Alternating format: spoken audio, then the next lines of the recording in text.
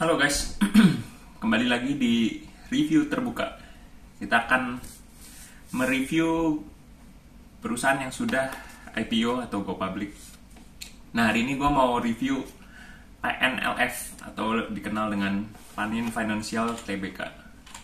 Berapa sih value dari PNLF? Karena banyak yang suka nanya tuh, PNLF nih value trap atau value investing gitu kan.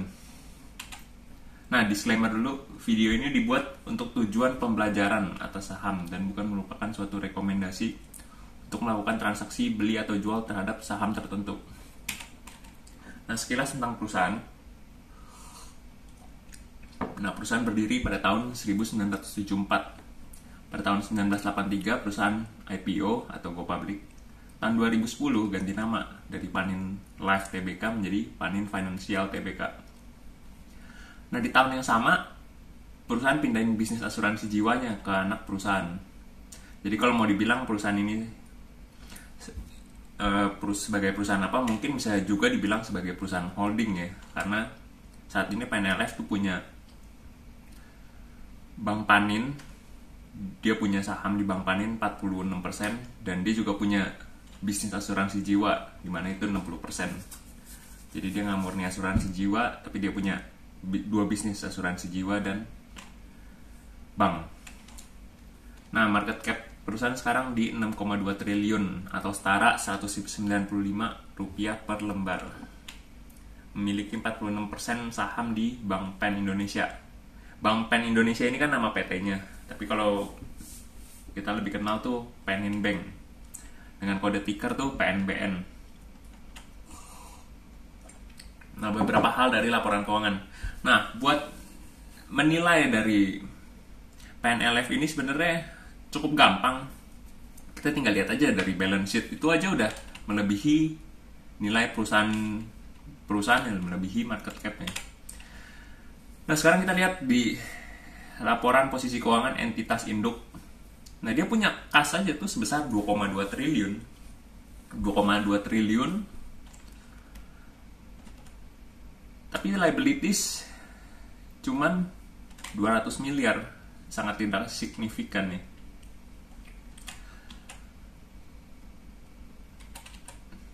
Nah, 2,2 triliun ini kan ada di kasnya PNLF. Tinggal ditambahin dengan kepemilikan dia di Bank Panin aja, di Panin Bank. PNBN itu kan market cap-nya 20,7. 46% dari 20,7 itu dapat 9,5. 9,5 tambah 2,2 ya. Dapat berapa? 11,7 kan. Nah, artinya nilai minimum dari PNLF ini tuh 11,7 triliun rupiah. Hampir 2 kali lipat dari harganya sekarang.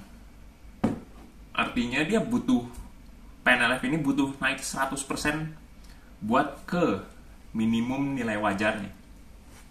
Karena kalau gue ngomong value PNLF 12 triliun, itu belum semua loh.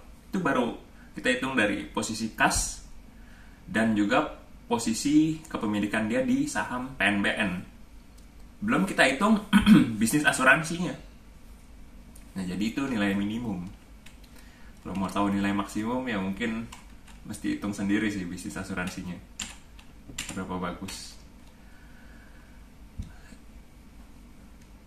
Nah, sebenarnya sih ya yang PNLF ini ya bagusnya ya bukan bagus sih, tapi mungkin alasan kita bisa membeli ya karena murah sih. Ini kan semua real gitu duit nih. Saham PNBN, ya masyarakat menghargai PNBN itu ya sebesar 20,7 triliun. 46% ini kan 9,5. Artinya 12 triliun itu ya memang real cash dan real market value.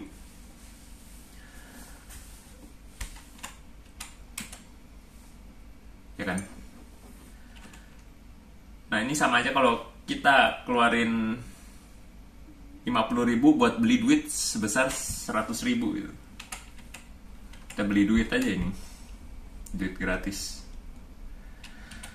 Nah, karena terlalu singkat, mungkin gue akan sharing tentang beberapa hal yang gue temuin di laporan keuangan PNLF. Jadi tadi itu kan laporan yang 2,2 triliun ini kan laporan si parent company-nya doang. Nah biasanya kalau kita baca laporan keuangan itu, bagian tadi tuh di paling belakang tuh.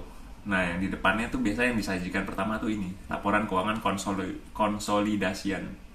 Biasanya habis laporan audit, nah nongol laporan yang ini. Nah kenapa gue nggak pakai ini yang kasnya sebesar 5,6 triliun, tapi gue malah pakai yang 2,2? Karena 5,6 triliun ini bukan 100% milik PNLF. Kenapa begitu? Jawabannya karena memang secara akuntansi memang harus ditulis seperti ini. Jadi 5,6 triliun ini di dalamnya tuh ada 40% kepemilikan PT lain. Jadi secara accounting kalau kita punya perusahaan itu sebesar sahamnya 51% atau lebih, kita wajib tuh akuin asetnya sebesar 100%. Jadi 40% orang lain pun juga kita catat masuk ke dalam laporan keuangan yang ini. Nah sebenarnya kalau mau dihitung ya bisa aja. Ini kan tinggal kurangin aja tadi kan 2,2 ini, 5,6 kurangin 2,2 dulu, terus sisanya selisihnya tinggal kali 60%, ya mungkin itu haknya si PNLF ya, tapi gue nggak hitung. Nah itu hal pertama sih.